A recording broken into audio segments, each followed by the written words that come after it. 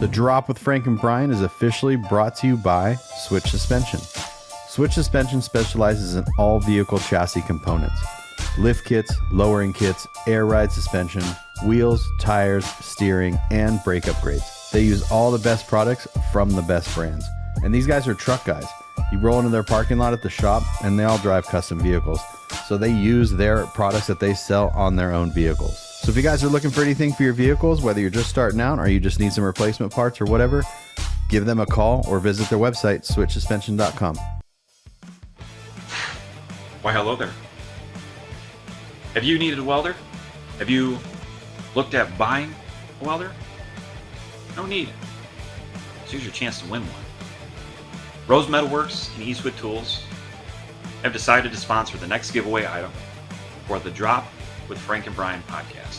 Their next giveaway item is going to be a MiG 140 welder from Eastwood Tools. All you have to do is go to livelifecustom.com or grindertv.com, spend at least $5. It's going to get you at least one entry for the MiG 140.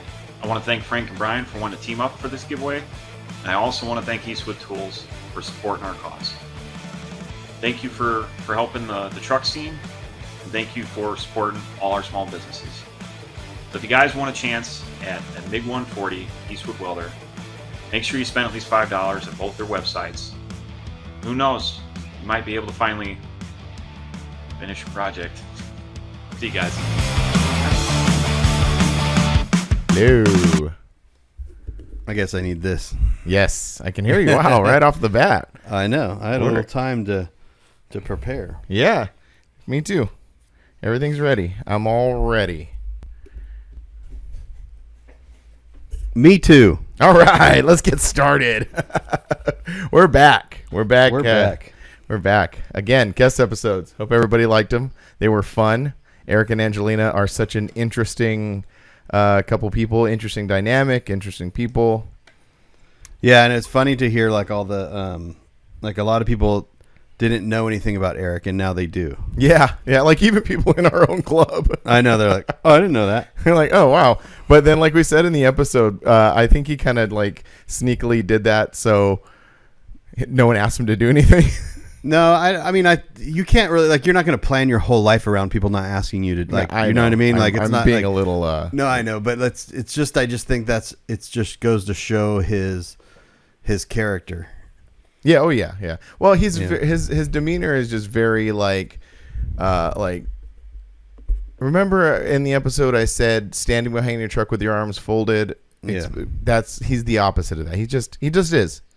Yeah. You got a little dirt on your cap there, by the way. I thought I saw that. I thought it was like some sort of reflection. No, you got a little dirt on there. What have you been up to this morning? You're going to be hyper focused on that the whole thing. You're going to be like, no. I just, I thought, I saw that when you first opened the thing, and I saw like my face on there, and I was like, is that? What is that? And then it went away. Oh, it's fine. What have you been doing? Why are you so dirty? I don't know. I haven't been doing anything. I just took a shower actually. I didn't shower with my hat on though. Oh yeah. Before we start, yes. Switch Suspension has a newsletter that they send out every week. Oh, cool. With deals and stuff in it. So if you guys are not on the Switch Suspension mailing list, go get on it now. Cool. And then also, we only have a few drop shirts left of the original design and the new design. So go and order those. There's $20 shipped right now, and whoever orders now will get. I have a bunch of these stickers. Oh, is that Oliver's truck? Oliver, Steve's, Josh's. Oh, that's cool. Whoa, who made those? So Chris Rhodes drew all these. Oh, okay, cool. And he sent me a big old sticker pack the other day. So nice. You can go on Chris Rhodes' website too and get these, but he sent me a bunch of them, and I have so many stickers. I'm just going to give them away. I have this drawer. It's funny. I'm sure you have the same drawer. I don't. I just get rid. All my stickers. I just put them in orders. Oh, and then they have these posters. Whoa! Wow, Chris has been busy, man. He's been getting down. So that's he sent cool. me this package, and I was like, these will literally, like you said, sitting in that drawer. You know what I mean? I try not to do that now. Yeah. Because I look at stickers and I go, one day I'm going to put that on something, and I don't. I keep them more. I keep them more as like almost like a nostalgia thing. Like people give us so many stickers. Yeah. That so some I do. Like I have that one, the Japanese. Oh, that's a good one. Yeah. And then that's Taro.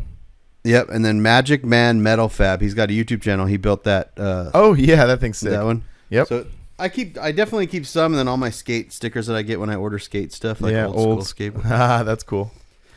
But sorry, go ahead. No, I was just saying, yeah. I don't know why. I just keep this drawer, and I don't know. Sometimes my kids will dig through and find cool stickers or whatever, but I don't know. Maybe I'll start including them in orders. I usually just include just some of my stickers in there. But anyway, that's really cool. I'll put if anyone has stickers out there they want to send to put in packages, like that's cool. Yeah. Like Braden sent me a whole bunch of his Slam Society stickers. Oh, nice. Yeah. So in each order, I put one of these in there too. So. Cool. Yeah, send them my way too. Everyone loves stickers. Yeah, if you guys want us to include stickers, and it's so we talked about this the other day. Remember, like that green truck that was in the AccuAir booth next to us at Intervention. Mm-hmm. He like walked up to us and gave us each a sticker of his truck. Yeah, with his Instagram handle.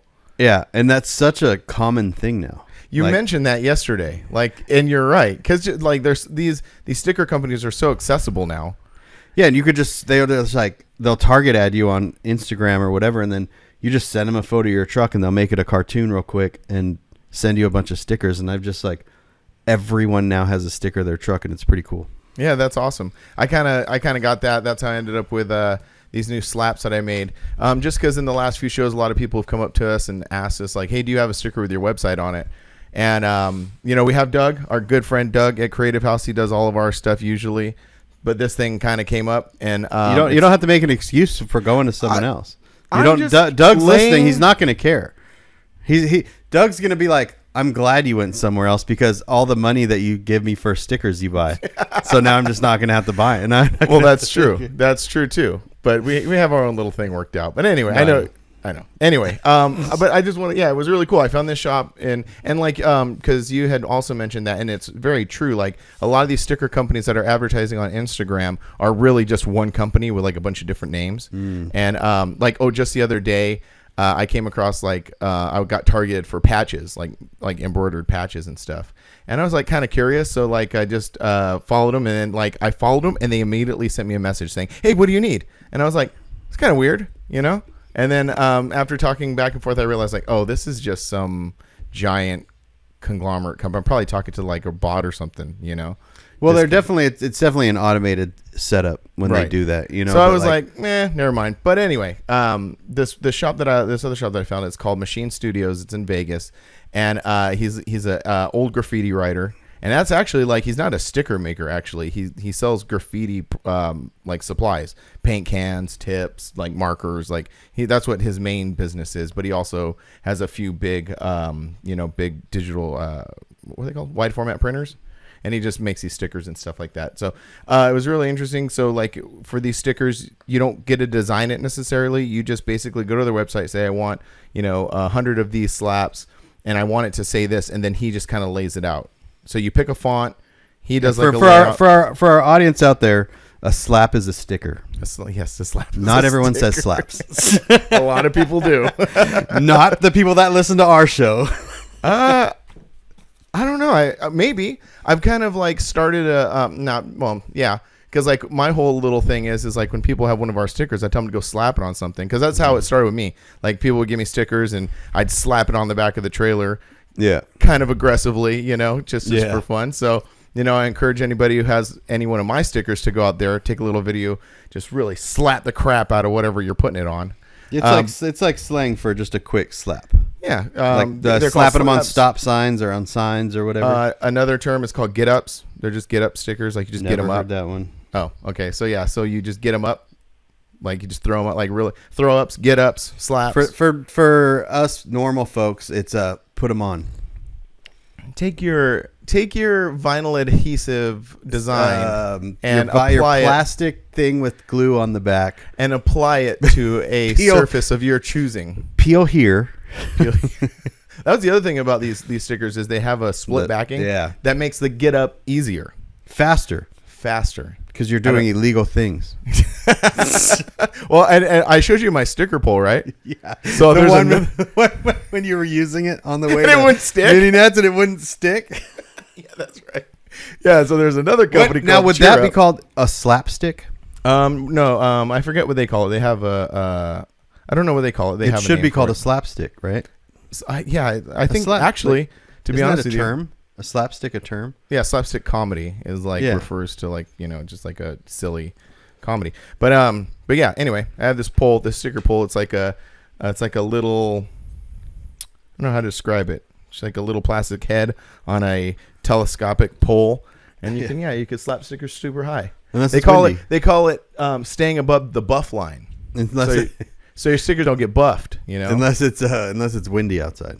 Once it's windy outside, and then it just, whew, and then you look dumb. Anyway, stickers. I have new stickers, so if you see me at a show and you want one of these slaps or get ups or stickers with adhesive backing, get at me. Stickers. They're like business cards essentially. Mm-hmm. Yeah. It makes a lot of sense, and people tend to hold on to stickers and then more a business card. More than the business card. Yeah, it's super smart. Yeah, so Super anyway, smart. That's our sticker rant. But anyway, now those stickers from Chris are really cool. Like those designs are really awesome. I have seen the Josh Freeman truck before and Ernie's truck, but I had not seen Steve. Oliver's truck or Steve's truck. Yeah, I haven't seen that. they're That's really freaking cool. Yeah, that's super cool. Yeah, that's rad. Yeah, The he's posters over I there. like. Yeah, they're cool. He's over there just He- drawing his butt away. Have you put them on making banners? Because those would be sick banners. So these aren't for me. No, I know, but I'm just saying, Oh, have you for put him? Chris on saying, hey, man, these would be sick banners? Oh yeah. He's working through figuring out everything, like his website and like all this stuff. So he's just trying different avenues of making this whole thing work. Yeah, that's cool. But Yeah, those awesome. would Good be for him. Those would be cool. Cool banners. Yeah, for sure. So, it's been a couple weeks. I know it And hasn't we've been a done week. some It's been things. 2 weeks. It's been 3 2 weeks. Yeah, like more like 3 weeks. It's been a minute, but we've done some cool stuff along the way. Starting with the weekend that we sat down with Eric and Angelina. Those 2 days we had our club pool party. Yeah, which that was fun. Yeah, that's always a good time. We basically do like 2 kind of get-togethers per year, which is our summer pool party and the Christmas party. Yep. Both at Rob's house. Thanks, Rob, Thanks, for always Rob. letting us crash your house. Literally me, because I took down a shower curtain. Oh, yes. Tell people about that, please. I didn't tell the entire truth at the. So to say what you told everyone when you came out of the bathroom, and then say what actually really happened. All right. So really quick, I was changing in the restroom because it's a pool party, so I'm changing into my swim attire, which I do wear shorts because people say I don't wear shorts, but I was changing my swim attire, and so I'm in there, people hear this giant crash, the shower curtain, which, by the way, Rob, why is your shower curtain like 10 feet off the ground? Some That I people didn't do. understand. They have long shower curtains. Is extremely long. Yeah, and that comes into play because Okay. it's really high. Yeah. So anyway, the things comes crashing down. They're like, and then Rob comes up on the bathroom. He knocks on the door. He's like, "Are you all right?" And I was like, "Yeah, I'm fine." Little accident. So what I said happened was, as I was changing, I walked backwards and I stepped on the shower curtain and it came tumbling down.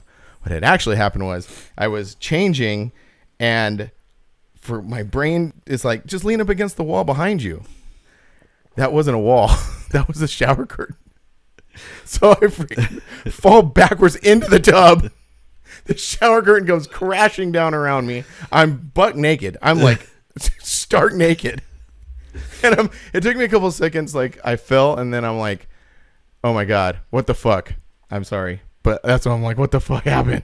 And then I collected myself. I'm like, oh my gosh. So then fast forward, Rob knocking on the door. It's me, buck naked, trying to put this shower curtain back 10 feet off of the ground.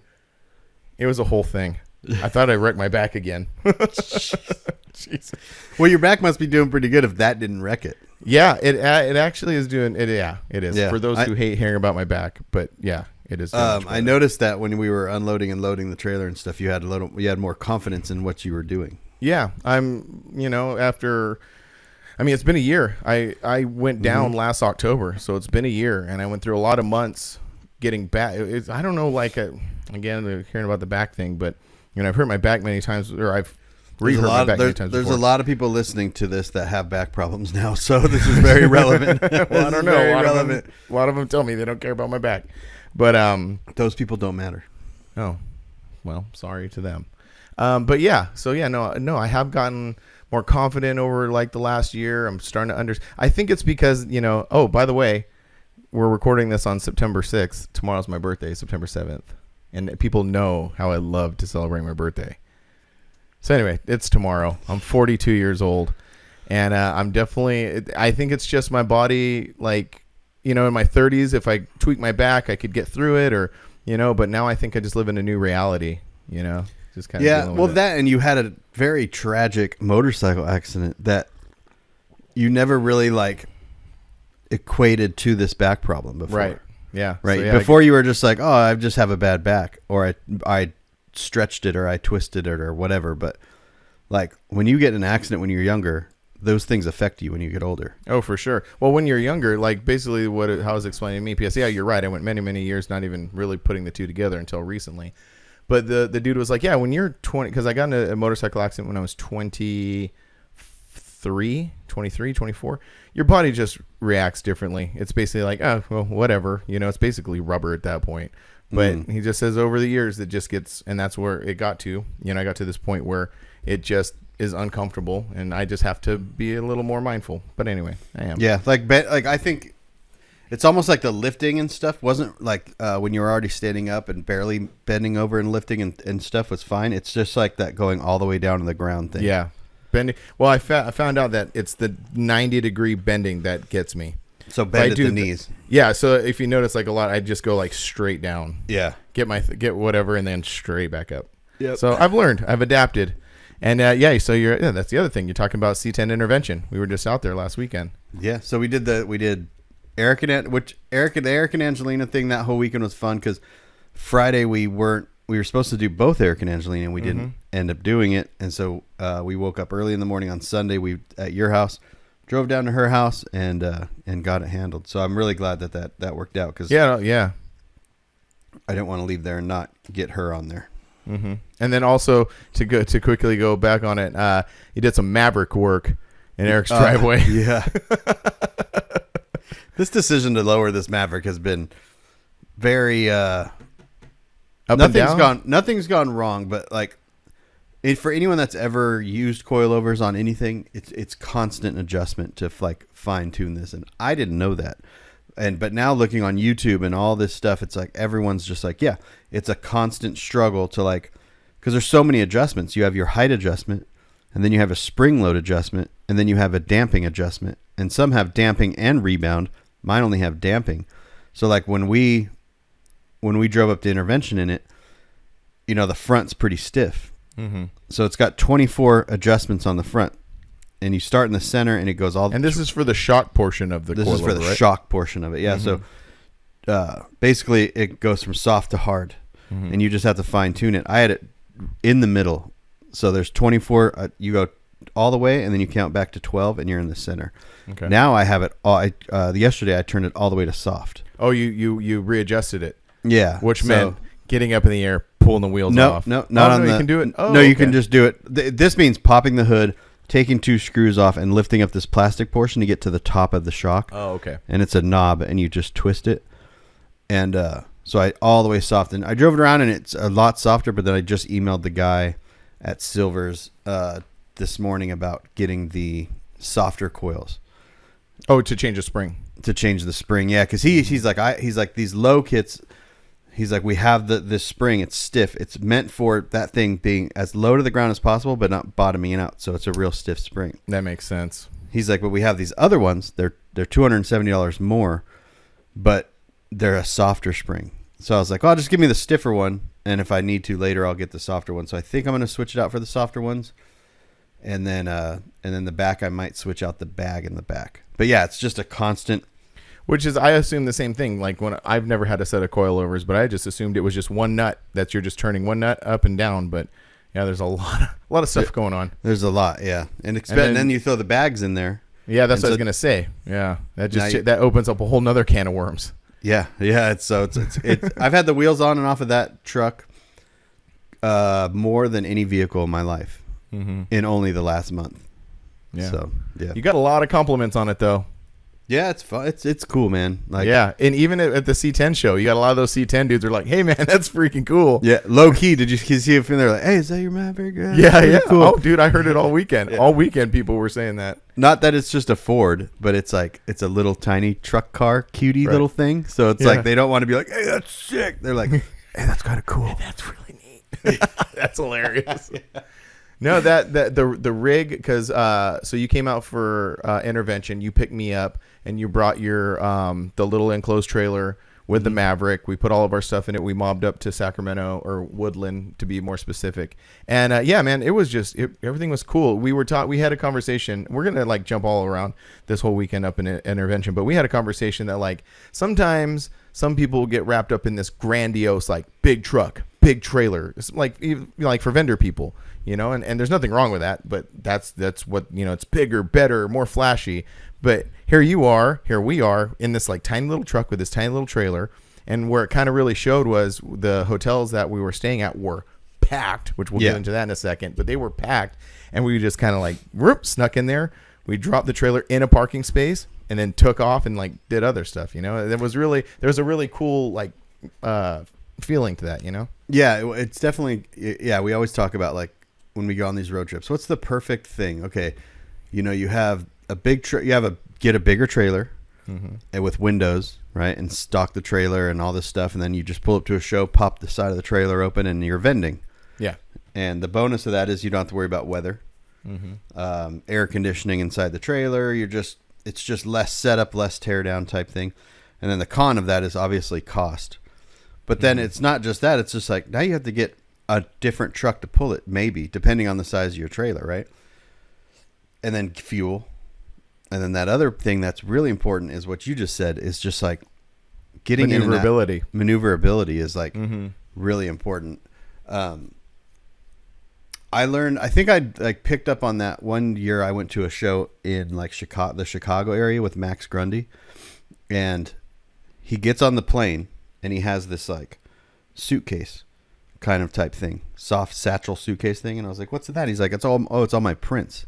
Oh, really? So we get to the show, and someone had, he had shirts, like a few, like a suitcase of T-shirts or something.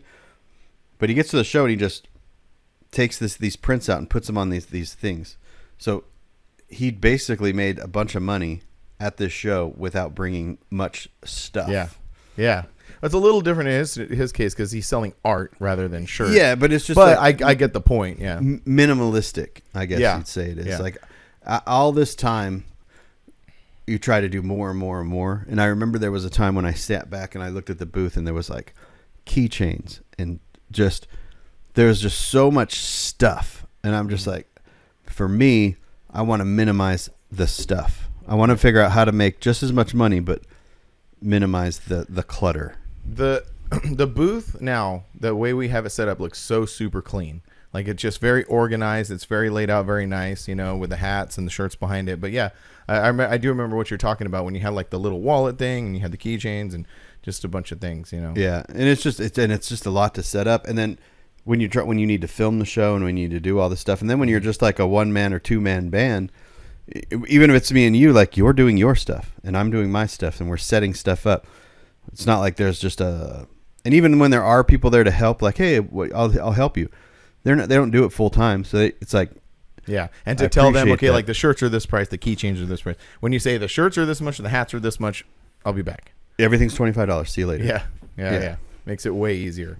So, but yeah, so I got going back to the truck, like it was really cool. And you know what's funny? I had a thought about it too. Like we also, not only do we like talk about how like streamline the booths or make them better, but we also talk about like how we want something cool to go to the shows with, you know, and feel cool going. And you nailed it with the Maverick. Like you nailed it. You feel cool in that truck. Yeah, exactly. It's like you pull up in our stock half tons and it's like, especially when like when our trucks like beat, both of them were like kind of looking beat up. All clear coats are gone. Yeah. Yeah. But yeah, I think that it solved that. That's why I was saying like, I was thinking about taking it to Sparks. Yeah, I'm down. I think it'll be cool. We kind of had a dry run, not a dry run, but we've done that before heading out to Mini Nats. Not this year, last year, 23. And it worked. Everything was fine. There's plenty of room in that trailer to carry both booths. Our concern that time was weight. You know, just because it was a brand new truck. We literally took a brand new truck that we don't know much about the towing capacity and took it cross country. So we were like really mindful about loading the trailer. We were weighing everything really to keep it. But I think now the way listening to you talk, you're a little more confident. Like we need to be mindful, but we don't need to be like as meticulous. Well, and we also kind of know all of our stuff when we went to Mini Nats was right around 2,000 pounds. Right. With the trailer. So if we just stick to that. If we're roughly in that area, then we should be good. Mm-hmm. And you got killer gas mileage. Yeah. It was $300 to go all the way up there and back. From Phoenix, right? From Phoenix towing a trailer. To Northern California and back. You can't beat that. No. You can't beat that. But that's part of the thing too, like figuring out all this booth and stuff. Driving in California, where it's the most expensive gas. That's true. It's not like we drove in Oklahoma or something like that. Like it just feels it almost feels like you solved the thing. Mm-hmm. This iteration, I'm sure we'll want to change it or do something else later on. But as of right now, I think it all fits really, really well. Yeah. And plus, we're taking your truck, not my truck. So yeah. There'll be a time. I was driving my truck the other day, looking at the Titan. You came by the house. You picked me up. You saw the Titan. Poor guy. Poor little titty. That's what happens though. The battery went dead 2 weeks ago, and so out here we don't have much of a bug problem like ants and stuff. But what we have a real problem of is spiders. There are spiders everywhere, and they will take over. And not just daddy long legs or anything, like black widows. It's a big problem here. So that truck sitting for 2 weeks now just has spider webs coming off the bottom of it. It's almost like once a week you just gotta run it around, take it to get a coffee or something like that. Actually what I was doing is just I have my Dwight's truck, my red OBS, that's the ranch truck. The Titan's kind of also filling that role. So I was because I was using it around the ranch and doing stuff with it, but then it got low on gas, and then I was like, I'll go get gas later, and then I said I'll go get it later, and then here we are. So that's how I got to this point right here with it. But but it's cool to have that truck. Again, a Nissan Titan, an older one, 04s, 5s, 6s, even up to 12s and 13s, but those older ones, they're just not worth anything. That's the thing, man. You can go on Marketplace right now, pick one up for a clean one for $5,000, $6,000. Yeah. So selling it, and I thought about that too. I was like, well, if I buy a new truck later down the road, what am I going to do with my Titan? Mm-hmm. My Titan's worth $5,000 at the most. Right. And it would be a tough sell with that many miles on it. So I'm like, but then I don't just want to keep it because, like you said, you use it, but you use it less and less and less and less and less. So and then I don't know. It's just a tough thing. And that kind of goes into when you're purchasing a vehicle, how important resale value is. Right. And how important it is to spend a little bit extra money on a trim that's going to help you sell it later on down the road, So it's almost like some vehicles you could drive for free. Even this Maverick. Oh, I see what you're saying. Yeah. Yeah. Even the Maverick, I could still sell it right now for what I bought it for. Mm-hmm. So essentially I could get rid of it and it would be a free truck, basically kind of. Right. No, I get it. I get what you're saying. My truck, like I've said before, I've obviously said before, my kid is going to drive it. She's turning 16 next year. It's going to be interesting for her, having this big full-size 4-door, big truck rolling around. So she's a little intimidated by it, about parking it and stuff. But the thing is I've driven that Titan for now almost 20 years, and I know exactly how big that truck is. I can whip it in a space that I know exactly how big it is. I've only bumped into a couple cars here and there. One time we were down in Hollywood trying to park it, and I'm going back and forth, and it was so tight, and then I just kind of nudged the car in front of me. I'm all, we're out. Hey, you can't do that nowadays because cars have cameras on them. That's true. Yeah, I don't know what kind of car it was. It didn't hurt. It gently kissed the rear. It's like, I hey, didn't want you're to there? stick Okay, I'm not going to be right here. I'm going to leave. Bye. But it was really interesting getting the new truck, the Tundra, being so like unknown. I felt Yeah, like a 'cause brand there's- new driver in that truck. I was so scared of like, because also with that truck, I think when you're riding around in it, I showed you that when you're sitting in it, the way the hood is designed, it comes into like a V, but you can't see the lower portions of the front fender. So Yeah. now I'm starting to kind of get it, and now with like the beeping and stuff, like I'm kind of getting more acclimated to it. But the first couple times I drove it, I was like, I can't see the corners. I don't even know where these things are at, and it was like kind of like a thing to get used to, you know. And you don't drive enough to like get used to it fast. Exactly. Yeah. Yep. But it's just crossed over 5,000 miles. The Maverick is 31,000 on it now. Yeah, that's what we're saying. I'm a little. I was pricing out a new Maverick last night, and I was like, with the basically what I have now, but all-wheel drive, still a hybrid, all-wheel drive, 4K, tow package, and all this stuff, and I was like, What was it at? they're about 33,000. Wow. Because you were telling me that 25 is the first year for all-wheel drive hybrid. Yeah, Because before it was either all-wheel drive, regular motor, or two-wheel drive hybrid. Correct. yep, yeah, and the 4K tow package was not available on the hybrid. Yeah. And it would just be nice to have that. It's not a lot of weight, but it would just be nice to not have that worry.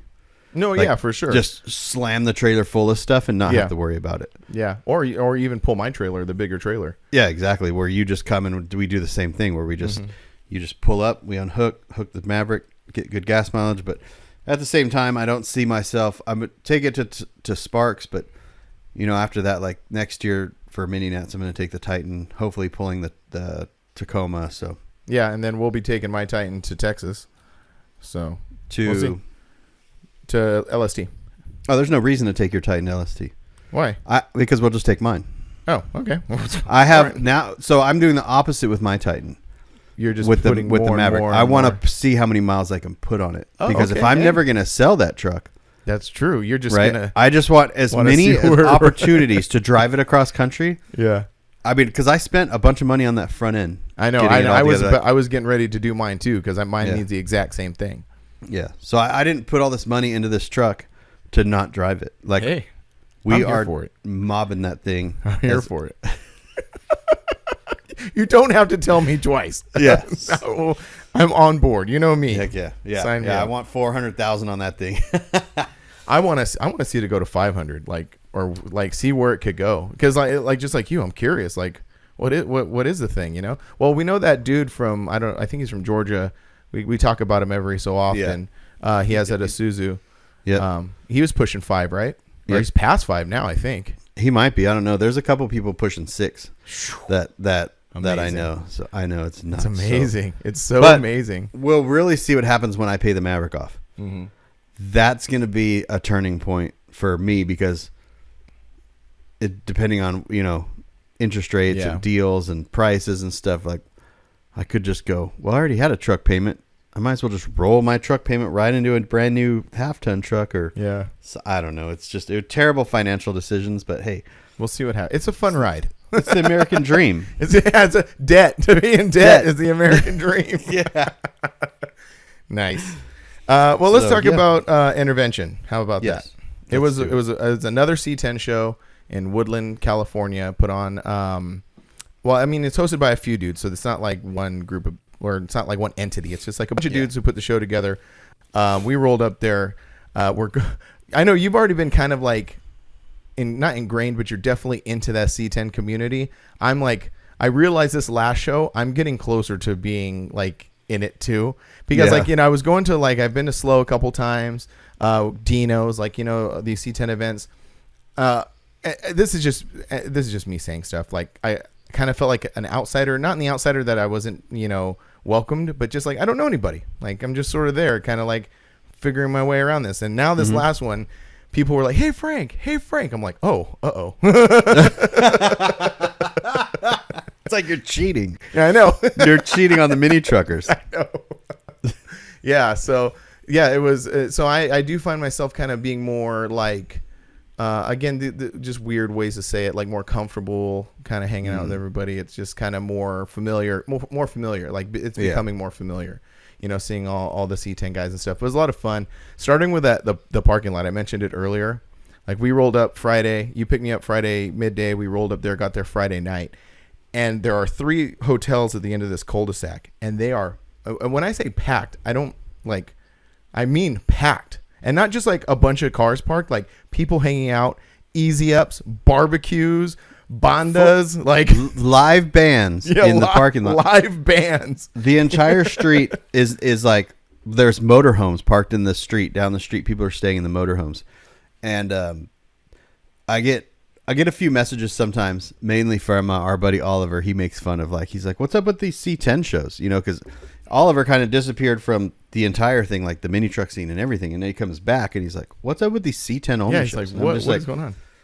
Yeah, he's like, "Well, the mini truckers should do mini trucks only," and I'm like, "Well, here's the problem: they're not filling up hotels. They're not doing it. So when one thing is not, I don't want to say dying out or piddling away or something like that, but I'm not going to sit around and wait for it to make a resurgence. Oh, yeah. Mm-hmm. I'm gonna go find where people that drive trucks, regardless of what they are, hang out and have a good time. Yeah, So that's kind of where these C10 shows have kind of filled that void. Yeah, and they do it hard. Yeah. I knew to me yes, there was the barbecues and easy ups and everybody hanging out, but what did it for me was there was that fully under construction truck sitting right outside the front door of the hotel, doesn't run it. I mean, had a motor and stuff, but no interior. That just posted up there, kind of defined everything. People aren't there just to park and be in the hotels and then go to the show. This is part of the whole deal. Yeah, yeah. And when I say mini truck shows they're not dying. There's a ton of mini truck shows. Yeah. No, I'm just not. Yeah, but these ones are closer to me, so I'm not going to drive. Yeah, that's true. That's one cool thing about a lot of these shows that we've been going to. I actually just realized that myself because we've been going to Sloan, San Luis Obispo. We went to this Woodland one. Next month there's not next month. Next year in March there's the C10 in the park, which is in basically Lancaster area off the 14. Oh, I didn't see that one. Yeah, I have it. When we talk about shows later, I have it written down in my notes. Anyway. All right. Yeah, so it's just kidding. I didn't write that one down. Because it was was only sticking to shows coming up, but it's called C10s in the park, and I was like, oh, where is this? Because usually they're back east or something. It's no, this is in remember, Robin's Nest area. Remember, that area. It's in those hills right there. Huh. Mm-hmm. Heck, and then there's a Moab show. There's a show in Moab in May next year. There's an infinite amount of shows you can go to, regardless of the vehicles. We were even talking about Ventura Nationals or going to any of those types of shows, getting involved in just. I was even thinking, who was I talking to? I was talking to Brandon yesterday, and he's like, "Why don't you do Pomona, the swap meet?" Yeah, set up a booth with selling your T-shirts at Pomona, and I was like, I never thought about that. Yeah, I know it's actually pretty obvious, right? Yeah, yeah. So, or Long Beach. Yeah, I don't know anything about Long Beach. I only know Pomona, but a swap meet, people are there looking for parts and stuff, but there's tons of foot traffic, so maybe. I did that one time I used to go to the Long Beach show all the time. It's at Veterans Memorial Stadium down in Long Beach, and it's a Long Beach hot rod swap meet, and it's been around forever, as long as Pomona, or about the same, but a long time. And I used to slang when I was really young. I used to slang parts down there. I used to load up the truck full of parts and go down there and slang parts. And then once I got into screen printing, I tried to do that. I made a bunch of I pandered a little bit. I made these shirts that said I forgot what they said, but I made 3 different ones. I made a Ford one, a Chevy one, and a Mopar one. And it was really simple. It said my Mopar's the best or something like that. And I made a bunch. I thought I was going to go kill it. I didn't sell anything. I ended up with boxes. I don't even know what happened to the boxes, but that didn't work. But then again, it was a different scenario. It was me just it's a completely different scenario. But I mean, they'd be definitely worth exploring for sure. Yeah. You never know. But Intervention itself. So we rolled up on Friday, and we just walked around with Oro around the parking lot, kind of hanging out. And then this is the funny part, right? So usually we get to a show Thursday, Friday, and we immediately drop the trailer at where the show is, and we're going. And or at least we're like halfway there, and then we wake up the next morning and set up. Right. But since this one is, they basically closed down the main street of Woodland. Mm-hmm. You can't just drop your stuff in the middle of the street. It's still open to the public. Mm-hmm. So Saturday we kind of woke up and we were like, so what do we do? Yeah, I know. It was kind of interesting because, like, and that's the other thing we tend to do sometimes is we tend to be like, okay, so we have to be there Saturday night. Okay. And we get there like at that time, like roll up and then just start doing stuff. But you had to drop your mom off and everything. So we were there kind of like a day early, but yeah, we're like, we don't know what to do. It was the longest, shortest weekend of my life. Yeah. It was weird, huh? It was weird because so Saturday, I know we would have gone up there Friday regardless, I think. But maybe, I don't know. But we ended up, I knew there was a Toyota show. Mm-hmm. Oh, yeah. I totally forgot about that. The Toyotafest. Uh-huh. NorCal Toyotafest in Woodland the same weekend at the YOLO. It's in YOLO County. So YOLO County Fairgrounds. But we ended up just driving around for a good 2 hours looking for a photo shoot spot because I had to shoot a truck. And we came across the bus helicopter. Oh yeah, the busicopter. The busicopter or the heli bus. We'll put a picture in right here. Because I put up a poll. What would you call it? I forget what it was, but the majority of the people said helibus. Yeah, because we're in NorCal, so hella I know, that cool. makes sense. Hella this, hella that, hella bus. It's a hella bus. Yeah.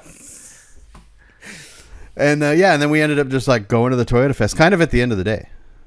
Yeah, like right as it was like it was ending. Like when we got there, it was they had just handed out awards. But to be fair, there was only like 50 cars there. Yeah, there wasn't very many cars, but the cars that were there, so it wasn't just trucks. Sick. It was like old Supras, old MR2s, old Coronas, and lifted trucks and Land Cruisers, and they had bag trucks. Like, that was the first year of that show for NorCal. Because they have the Toyota Fest in Long Beach that they've had for a long time. Yeah. And that thing is massive. I still haven't been, but like that's massive to where like when they open up their pre-reg and you have to submit photos and stuff, it's like gone. Like you just can't roll. I'm wondering, remember we were looking for an official Instagram of Toyota Fest and we couldn't find it? Mm-hmm. And then when I went on LC Engineering had a booth up there and they tagged Vintage Toyota. So is it different people hosting just an event and they all are called Toyota Fest, or is Toyota Fest licensed and they let certain people host it? I actually think the one in Long Beach is also hosted by Vintage Toyota. Something. Oh, really? I think so, because when you say that, it sounds very familiar. But also not to be confused with Vintage Japanese Motoring Company out of downtown LA, which is affiliated with Vic and Mini Truck Revival. Yeah. So there's a couple different things, but that Vintage Toyota thing, it sounds very familiar, and I think the one in Long Beach is also hosted. I was thinking about seeing what weekend they're going to do it next year, and if they're still going to do it, and if they plan on like growing it or whatever, maybe we can get in. That'd be cool. Yeah, just to be a vendor there. Yeah, dude. Toyota Fest earlier in the day, move into the C10s. Yeah, that's killer. I love that idea. That's really it would have been perfect because we didn't have anything to do Saturday. Right. No, it'd be killer, and we don't have to do something crazy. Just set the booth up, throw our shirts up, and hang out. Heck yeah. So I'm down. I'm totally down. So that was really cool to come across that, and you had mentioned it, and we forgot about it, and then we're like, oh yeah, and I didn't. Yeah, I'm trying to think of. I'm sorry, I lost my train of thought. But yes, the Toyota Fest was awesome. Yeah. Then we go to downtown Woodland because starting at 7 p.m. they cruise from 7 to 9. They shut down the strip where they're going to have the show the next day, and they allow everyone that is in the show. I think there's 2 tickets. You buy a show ticket, and then you can buy a cruise ticket. So and it's then they also have the VIP tickets. So and then the VIP tickets. But if you want to cruise your truck, you have to buy that, and then you just cruise up and down the street, and it's everyone. It's like a parade. Mm-hmm. Yeah. That's a really accurate description. There's bars and restaurants throughout the whole thing, so people are just like hanging out on the patio with these bars and these restaurants, and there's trucks driving by, and they have the VIP section. That's sort of the center. That's like the center focus of the whole show cruise is that VIP tent. Yeah. So it was, and that went on till 9, and then you go back to the hotel and you party. We ended up going to Red Robin and partying. No, with our friend Cody. Yeah, Cody Gephardt, who now lives in Northern California. And people don't know who Cody is who started Grinder TV with me. Mm-hmm. And he used to do low life video. So he now lives in the Bay Area, which is near there. So he came out, we hung out, and then he actually came back the next day. Yeah, it was and cool. we hung out some more. So it was a good time. That was the other thing. So we were hanging out till about 11:30, and we had to be up and at the show by 6 a.m. because, like what you said earlier, you can't set up anything previously, so you have to do it the morning of. And they were like, "Look, you have until 5 to 6 to set up, and at 6 we're rolling trucks in," and they were right on schedule. Right on schedule, yeah, because the show only goes till 2. And that was the other thing. It's like there was so many like I don't want to. Different things than we're used to. Yeah. We're used to getting to a show, setting up the night before, doing a show from 9 a.m. to 5 p.m. Yep. 2 days. This one, like you said, cruise 7 to 9 Saturday, show 6 to 2 the next day. It was. I don't want to talk negatively or anything. It's just weird for us. It was just different. It was weird, but it was almost like enough. It was perfect. It was, because there was a just like the crowd was. There was a ton of foot traffic. Luckily, Chupas came up to help me film, because like you couldn't leave the booth. It was like you would go like, oh, I'm gonna sit down for a second, and then you were like right back up. Yeah, it was popping. So, and then 3 o'clock, they're like, get off the street. Mm-hmm. So we loaded the trailer up, and then we were like, all day on Sunday morning, we're like, or Saturday, we're like, oh, the show ends at 2. Yeah, Let's just drive. We're just gonna drive home. And then my photo shoot that I was gonna do Saturday ended up being Sunday afternoon, so we didn't get done with that till like 6:30. Yeah. And then did we go eat after that? No, we ate before that. So yeah, that was before. Yeah. Yeah. So all the way up until like dinner, we were just like, yeah, we're gonna leave. But then at dinner, we're like, no, we're staying. After we were like, ugh. Yeah. Because there was a lot of stuff going on, and like you said, the booth was cracking all day long, and it was really cool. Everybody who swung by and picked up merch. I infiltrated your booth a little bit, so I had my stuff in there too. So again, it was really cool meeting a lot of people in this other thing, this scene that exists. Yeah. And but it's all the same, man. They're all truck dudes. They all drive cool trucks and like low trucks, and it's all the same. And I was thinking too, like there are going to be some shows. I mean, I don't know how much room Vic for Mini Truck Revival is going to have, but sometimes there might not be room for 2 20-foot booths. Right. We made it work. I didn't like have any shirts in my booth that I don't normally have. So it was like half and half. Yeah. So if there is like a show where it's just like, hey, we don't have a lot of room, we know we could make it work under 1 20-foot easy up. Yeah. Or even if we had 1 20-footer and 1 10-footer. Like, so you don't have to have the whole massive thing going on. Yeah, exactly. So whole massive thing going on when it can, but if there are some events and they're just like, ooh, or we last minute, or Pomona Swap Meet or Ventura Nationals, any of these shows that like maybe if it's one price for one booth, depending on what it is, you know what I mean? We could just kind of like make it happen. So yeah.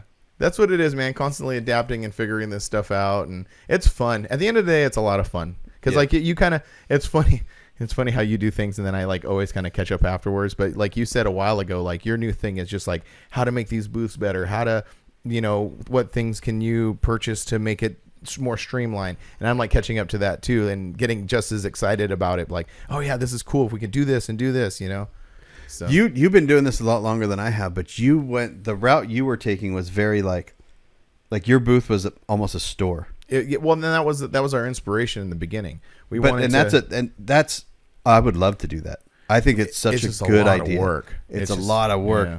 And when you're trying to streamline something, that it becomes like the reason I did my booth the way it is because I started filming before I was doing the booth. Right. And then the booth came afterwards, and I had to figure out how to do this booth and film at the same time. So it was and then when it was just you starting to go to shows, when Angie started getting more like in softball, and it was just like all this stuff, you're just like, okay, now I got to figure out how to make this a little bit easier too. Right. And it works out well. And like that one scenario at C10 Intervention, like when we had to be out of there, like it was just like the booth went boom, boom, boom, boom, and it was up. Mm-hmm. And then we're like boom, boom, boom, and it was gone. Like so that helps out too. Yeah, I really liked how we used to do the booth. We used to have these, and some people remember we used to have these racks that we would set up and tie together and have like actual hangers, like shirts on hangers and stuff, which was cool. you know. But it just changes. Things change. But like you said, Yeah. I would still love to. It would take the right scenario for that to work again. Like, I keep on sharing this company called Slow Ride with you. That's like local to my area here. And so they're very much like, well, they're born out of a skateboard shop called Pharmacy Skateboards. And now they're like into like racing, like Class 11 bug racing and stuff. So they were out at King and the Hammers. Well, they were there for a week. So they set up this like 5 10x20 easy up with glass cases, and it made a lot of sense in that scenario because if you're there for a week, you can take the time to set it up. It's almost like a SEMA kind of booth, you know. Well, that's like at LST. It would work at LST. We're setting up Thursday, not tearing down till Sunday afternoon. That's why I set up all those easy ups at SEMA. Oh yeah, yeah, you know what I mean? Because I'm sorry, at LST. It was like we had the 3 10x20s out front, the 10x20 behind the center, and a 10x10 behind that. Yeah. I love that stuff, it was cool. You know? Yeah, it was fun. So at Dino's, it'll be kind of the same. Dino's, I'll have my 10x20 and then Joe's 10x20. And then usually Joe will keep his trailer behind his booth. And I kept my trailer behind our booth this last time. But this time, I'm going to take another 10x20 and put it behind my booth. Or 2 10x10s and make one an overstock booth and one an extra space for people to hang out and get the trailer out of there. That extra space for people to hang out is important because like we love hanging out with our friends and you know they can spend all day at the booth, but having that extra space because it tends to get a little crowded in the back, and when the booth is busy, it's like and you're like going back and forth. You're just like, I don't want to tell anyone to get out of the way, but it's just like but we want our friends there too. So like we got to find that thing. But I'm looking forward to Dino's. I guess we could talk about some. You want to talk about the video thing, or you want to talk about some upcoming events?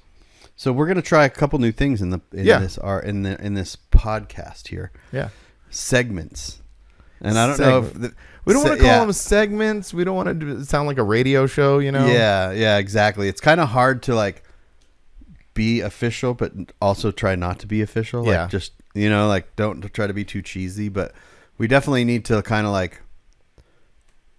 We want to talk about shows that we're going to, and then we get a lot of questions about, hey, what other YouTube channels you listen to, or hey, have you seen this, or have you seen that? So that's kind of what we're going to try to do is just shout out some YouTube channels or see anything that we've seen that's interesting on the internet.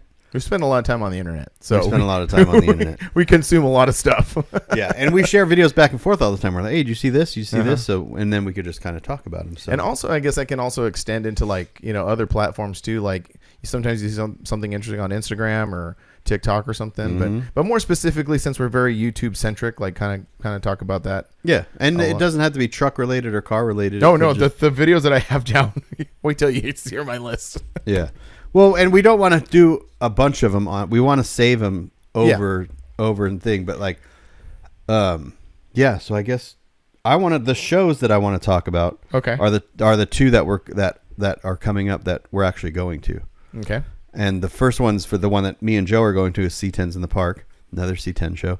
I'm sorry, I don't mean to cut you off, but that's why I forgot that Waxahachie one is also called C10s in the Park. That's why when I heard of this other one, I was like.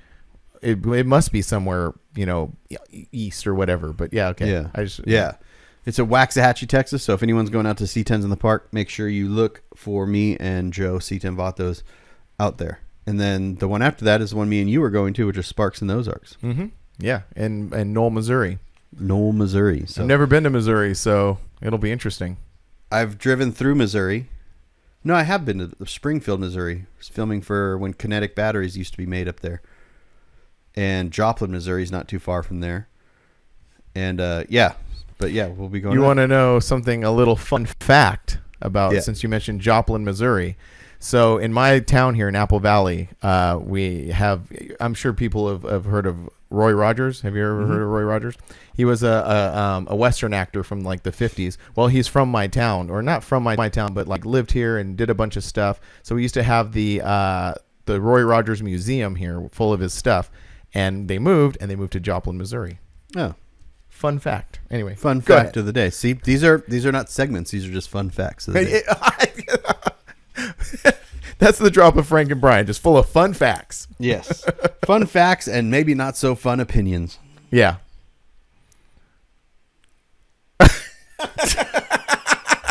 Those are the best. Anyway, yeah. So those are the two you're going to, or one that you're going to, and one we're going to. I actually have a couple that we're not going to go to, but I wanted to just kind of shout out in case people want to go to it. But here in the month of September, we talked about this before. It's called the Grand National Truck Show in Pomona. Mm-hmm. That's happening next weekend. Depending, I can't commit to it because of softball, but I'm trying to get down there because we were talking about going to shows. Like go to shows, checking it out, not necessarily booth or anything, but just go down there, maybe make a little bit of content, go check it out. So there's that one. Also this one this month. That's September 14th and 15th for those following along. And when this episode comes out, it's this weekend. And then the following weekend on September 20th through the 22nd is the council run. Oh, yeah. Yeah, it's SEMTC Council Run, Southern California Mini Truck Council Run. Now, here's the biggest question. This is 5 minutes from your house, basically. It is literally 6 miles from my front door. Are you going? Yeah, I'm going to go. Okay. Yeah, we have, again, what happens with softball, like practices or whatever. I'm going to go at least hang out for Saturday night, go see everybody. Hell yeah, so, that's awesome. And what happens is I get so wrapped up, obviously, in my life that they actually do this every year. It's not like a new thing. Yeah. It's just I forget. And then someone says, oh, hey, you're going to council run tomorrow? And I'm like, uh-oh, so I'm trying. It is kind of funny that we get wrapped. We plan and we look forward to these longer road trips and stuff, and we forget what happens local in our town sometimes. That's exactly what happens. And it sounds... It's bad. It's really bad because, as we want to support local. Exactly. And I'm all about where I'm from and, my friends and like this local car culture here. And sometimes I'm like, I just came back from freaking North Carolina, like, you know what I mean? I'm tired. I'm not gonna drive down the hill. And that's not an excuse. I mean, it's an excuse, but it's not a good excuse, Well, they're all excuses. They're good excuses when we say them, regardless if anyone else thinks they are. That's true. Yeah. So but yeah, there's that going on that weekend, and then one going on not anywhere near me. I'm not going to it, but it's just putting it out there for maybe someone who is the Freaking Weekend Show. And that's in Biloxi, Mississippi, and that's also September 20th through the 22nd. That's right down the street from where Scraping the Coast holds theirs at the casinos there. That one looks fun. On the main drag. Yeah. Is it hosted by Freaks of Nature, or is it just called the Freaking Weekend? I think it's hosted by Freaks of Nature. Oh, okay. So also the Freaking Weekend, if you go on Instagram, it's at the Freaking Weekend Show, all put together. And then also the Grand National Truck Show, if you go on Instagram, is Grand National Truck Show on Instagram for more info. And if you guys have any that you might want us to talk about or shout out, send them to us on Instagram. Yeah. And there are other shows, like there's a really big one, but I don't want to like bust it all out right now. We'll talk about it next episode because it's still a little bit away, but Vic has now announced his mini truck showcase again for this year. We'll bring that up next week. There's tons of shows coming up that we can shout out. There's the one in Laughlin, that's Seductive Shows. There's Vic's. There's Freaktoberfest up in Reading. Yeah. And so we will be shouting these out as they get a little closer. That's what I was figuring. Yeah, and we don't want to say the same thing every episode. I think that's another thing too. So so those are the shows that are going on. Yeah. And then the videos. What have you been watching? What have you been consuming, Brian? Nobody wants to know that. Same with me. I'm good. Like, I know. Look. I know that we are an automotive truck, talking couple dudes, but sometimes we go off the rails, and I'm going off the rails a little bit on these. Well, you go off the rails because I am actually only sharing truck stuff. Oh, okay. Well, I'll go off the rails first a little bit. Yeah, because I want other YouTube channels that are in the same, like people that listen to us, might not know about some of these channels. Right. So there's channels that are popping up on mine now that I had no idea that were there. So I kind of want to like share the love type thing. Yeah, for sure. Well, I can do that too, because one of the ones that I'm kind of infatuated with right now is a guy named Vin. I don't know he's Vin, but I don't know what his last name is, but his YouTube channel is Vin_Tra, T-R-A. And he was part of the Hoonigans for a really long time. He was like one of the original people to get it going. And once kind of like they all kind of went their separate ways, he started his own YouTube channel. And which is very successful. Like he went, like I remember when he made it, because you know how everybody at that time made their like I'm leaving Hoonigan video. So when he made his, he literally had like maybe 1,200 subscribers. He's pushing 200, almost 300,000 subscribers now. Yeah. In the last 9-ish months. It's because he makes really good content. He's it just goes to kind of show us Mm-hmm. that if we don't make content, then we don't get new faces. And Right. we talked about this, like the same people listen to this podcast, mostly the same people are buying our merch.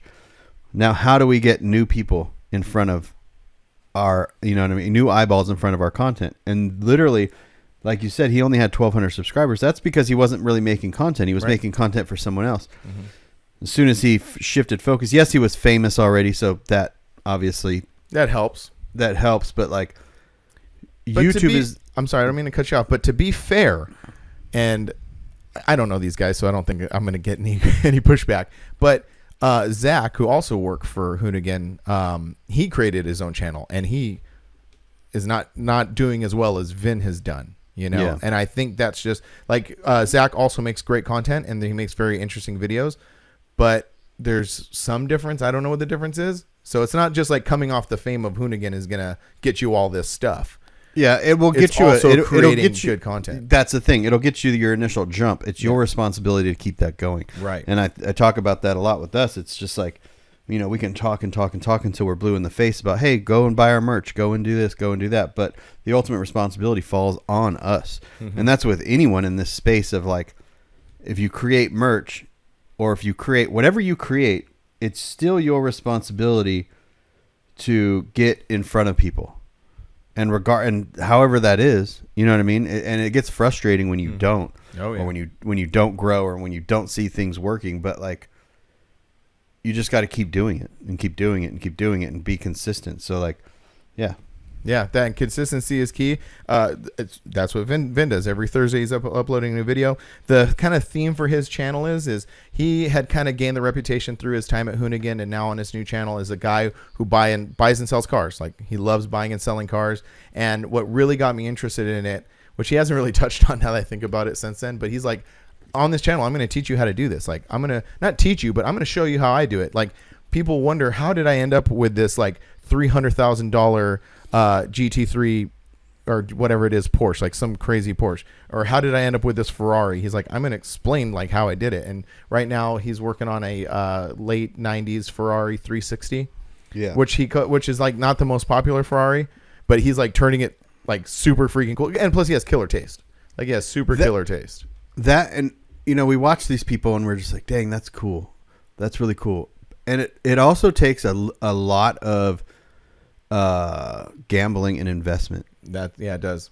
You can't be scared to do things. Mm-hmm. When you start to be scared of doing things, you will almost always fail, because you're just like, everyone else will just pass you right up. You know what I mean? Like, you look at so many guys on YouTube that maybe they weren't rich, or they weren't this, you know what I mean? But they say you bought a car, like a Ferrari, right? And it was $50,000, and you knew you were going to be able to make good content with that car, and then eventually sell it for the same price or more. But you didn't buy it because that was all the money you had, or you only had 20 grand cash and you were going to have to take like a loan out for 30 grand, which makes no financial sense. It leaves you with nothing and debt. But if you don't do that, where are you going to be after that? Like, Right. You're just going to be in the same situation. And that's kind of where like I've been doing. Yeah, you've been doing And something very similar. Very similar. And you'll see, everyone will start to see that come to fruition soon. But it does kind of go to this thing where, you know, you got to kind of stretch out a little bit and put yourself out there and almost like sacrifice a little bit of like, just not hold back sometimes. Yeah. You got to sacrifice some responsibility. Yeah, which is hard to do because it's very scary. It's real scary, especially when you're people like us who maybe don't have, like, we just don't know. Mm-hmm.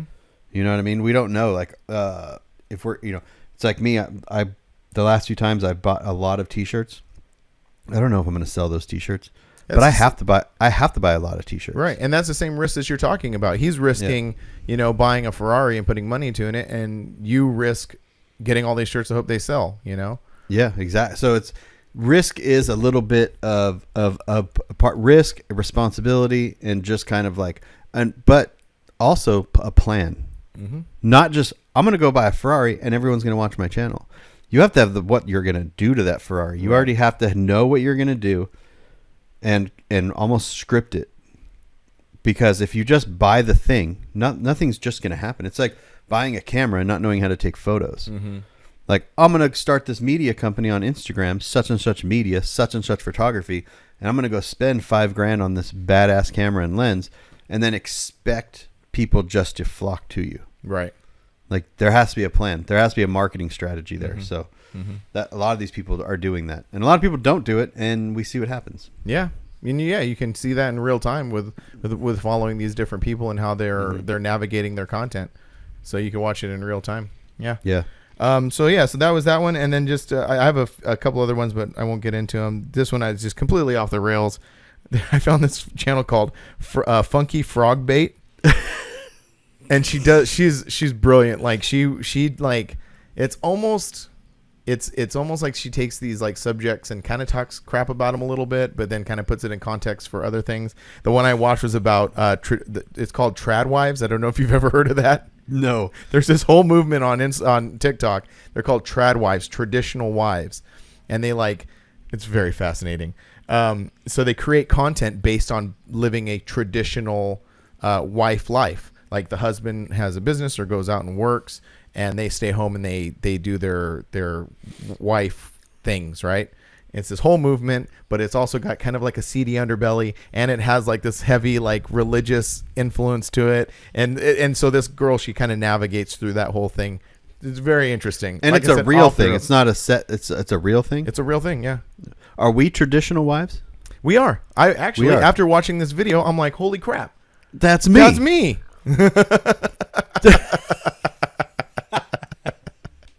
So yeah, no, it's really great. And then maybe you should start a channel called Untraditional Husbands. I mean, that's not a bad idea. Modern day stay-at-home husbands. We're gonna. I like it. We're gonna talk about some stuff in the post that things are gonna get interesting around here, and I'll leave it at that. Oh yeah, some post-pod stuff. You kicking the family out? Yeah, man, it's just me. I'm kicking them all out. We're gonna take that. We're gonna take that compound over. Yeah. Yeah, we're gonna make fill it with more trucks. You know what we could do with that compound? Oh, I know. If we just wiped it away, we could have a dirt track out there. Mm-hmm. We could have a drift track out there. The amount of things we could do that we're never going to do because we're a bunch of wussies. Yeah, that risk thing you're talking about. That risk thing. Yeah. Yeah. If I lived right by you, it might be a little dangerous.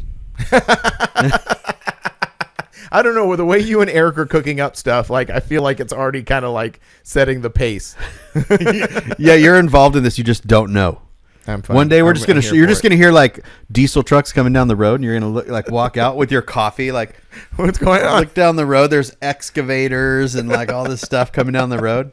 Yeah, we're just like we just drive by. We're like, shh, just don't say anything. Post-pod, I got some stuff to tell you. All right, cool. But anyway, so what do you got? Oh, and then also one last video I'll bring up is the Grinder TV Forbidden Fantasy video. Oh yeah, it was great. A lot of fun. It was cool. Mm-hmm. It was different. You're gonna see a lot more of that. A lot more fast-paced show coverage videos because Chupas is going to be doing a lot of them. I like it like that. Yeah. You know, I've made a couple videos now that are like sub 5 minutes.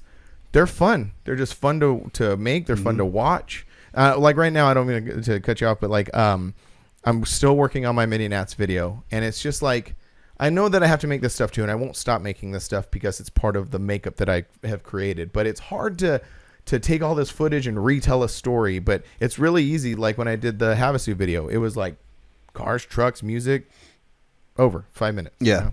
Yeah. There are some shows that will allow for longer videos, but then there are some shows that won't, and then some circumstances that won't. I'm making a Cruise to the Pines video right now that's more fast paced because the thing too is when you want to draw these things out, you use a slower song, so it draws the clips out. When you want to use a faster song, you have to like go clip, clip, clip, clip, clip, and then if there's only a couple hundred cars at the show, you're out of footage real quick. Yeah, you know. So, me and Chupas are kind of gonna work on this a little bit, but because he's so good at the gimbal shots and running around and getting those, where he doesn't do like freehand non-gimbal stuff. So that'll be me. I'll go around and get like people talking, so it breaks up the monotony of the video type thing. So, but yeah, it was really good. There was some weird color things happening with that video. I did notice that.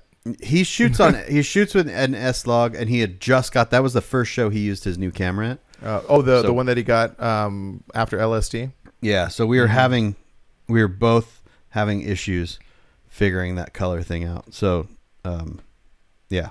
Yeah. No, it's a cool video. Yeah, that's all I got. That's all you got. Well, I came across a channel the other day called LT's Custom Garage, and he does art, and he's putting a V8 in a Chevy Love. Okay, nice. Some of these channels, I'm just gonna shout out because I don't not necessarily going to do like a deep dive on some of them. Mm-hmm. Some of them will come across, and I'll watch a video, and I'm like, sick. I just want to try to guide more traffic, or if people are like, what else is out there? I've consumed all my normal content, because I do that. I'm at the end of my content. Mm-hmm. What else is out there? Then you start watching stuff about trad wives. Yeah. Go ahead. Yeah. So it's like I get kind of like bored. So yeah, there's that, and then also a shout out to the guys at RC Media. Yeah, they did a killer classic truck showdown. Throwdown. I'm sorry. Wait, Lone Star Throwdown. I always say showdown too. Sorry, Lonnie. You don't listen to this. Yeah, I know. It's fine. Radar might listen to this. But yeah, so he was out there sweating his butt off because it was 1,000,000 degrees out. Mm-hmm. And yeah, and those guys make great content, and they're super passionate about what they do. So and they're just good dudes. Him and his brother are just good dudes. Yeah, it's always fun to come across people in this thing that are just, they want to see everyone do good. Mm-hmm. Oh yeah, they're not like gatekeeping everything, I guess you could say. It's just like we're just all in this thing together. Like one of my favorite things is at LST or any show, and our booth is used as like this media hub. Yeah. So people just, any video guys, they're just there, and they can put their backpacks there, they can put their gear bags there, they can charge batteries there, and it's so fun because we're all out there doing the same thing, right? But in different ways. Mm-hmm. So yeah, everybody creates content a little bit different, and that's what's fun. To me, that's what's fun, and it's inspirational to see like, oh, like you do something, or like how I do something, and it's just cool. Yeah, it's a good vibe. Yeah, that's all I got for now. I got some more, but I'm gonna wait to do a little bit more. Same with me. I'll keep these other ones kind of for next week. But yeah, and I know we have some questions and stuff, so I gotta dial those in and see what we got. We'll probably get into those next week as well. Yeah, we gotta draw it out. But there's a lot of stuff going on this month and next month, and probably for the rest of the year, because like right after we get through this month and we get through the Missouri show, we're going to be gearing up for Dino's, and then quickly after maybe I'm going to put this on blast. Is Joe doing Severed this year? Severed is doing Severed this year. Oh, Severed is doing. Okay, so there is going to be a we Severed got Day, show. and we got Day to Remember. My bad. Day to Remember. You keep saying Dino's. You just skipped over it. You're out of the mini trucking game. You're just like, I'm in the C10 thing. What's up? All C10 content all the time. C10 life. We're like, hey, what happened to Frank? Yeah, then there's Severed. There's all kinds of stuff. But what was I going to say real quick? Damn it. It's okay. Oh, our giveaway. Our giveaway. Mm-hmm. We're still doing that. Yep, we're still doing that. Yeah, go buy stuff on our websites. You'll get stickers if you buy anything. And we're giving away a welder from Eastwood that Sean Rose has been so graciously helping us get all this together. Yeah. Use Rose. If you go to Eastwood, you can use the code ROSE10, get 10% off everything. Yeah. And that's including super expensive things. Mm-hmm. Or not so super expensive things. And then you save but like if you need some sanding discs and some primer, save put some money in your pocket. Yeah.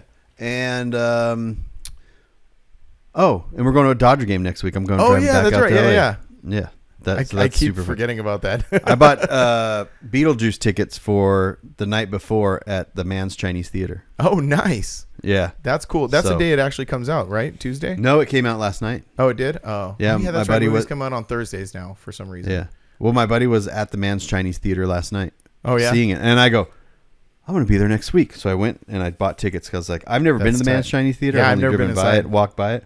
But so now Chelsea has not seen the first Beetlejuice. Oh, okay. So you're going to show her the first Beetlejuice. We're going to try. And then she's going to be like, what the? That is a confusing movie. Yeah. She's like, you This is a dumb movie. You're old. It's not necessarily the age of it. It's just an odd movie. Like it is. The plot is odd. Yeah. The whole thing is odd. Anyway, It is. yeah, no, it'll be fun. I love, how like there's that whole gatekeep thing too. Like when someone says, "Oh, have you seen, I don't know, fucking whatever," and they go like, "No," and then you're like, "Oh my god!" I find it way more fun to like when people do that. Like, "Oh, let's watch it," or like, go watch it. Let's talk about it. Like I find that really exciting. So to be with someone who's never seen that kind of movie before, to sit down and watch it with them for the first time, it's pretty rad. Speaking of rad, she's never seen Rad, the movie, the BMX movie. Mm-hmm. My wife's a lot younger than me, so certain things that I've seen, grew up with, she never has. And I bought the Rad when it came out on the 4K and the Blu-ray. I bought that thing. Yeah. So I dropped it in, and we were watching it, and I realized how terrible that movie was. That happens a lot too. Yeah, that's sad. It's sad, but it's also nostalgic at the same time, and it's just like the movie's great. Don't get me wrong, but like when they were doing the dance scene, with the BMX, and I'm watching it, and I was like, "This is bad. This is so It bad." happens more than you think it happens. It happens all the time. Also, here's another like little interesting piece of doing that is like when I'm trying to show my kids something that I watched, and I quickly realize, man, what I consumed was way different. Or maybe it's just like, you know what, it's not even that. It's a different perspective. Like I'm like, when I watch a movie, I'm like, I didn't know how sexually charged this movie was. Or like, man, they do a lot of drugs in this movie. Like so. Like, we're gonna change it. We're gonna watch something else. Yeah, I'm like, oh, they're broken. No. But then I realized that, like, it's probably a different perspective, Yeah. Anyway. They're going to go on social media and see some stuff way worse. Oh, yeah. Oh, more gnarly. In real life. In real life. That their friends are doing. Yeah. Anyway. But yeah, right. Websites, giving stuff away. Thanks for tuning in. It's good to see you guys again. Yep. Oh, my camera's going to die soon, too. Oh, perfect. All right. We'll see you next week. Bye. Bye.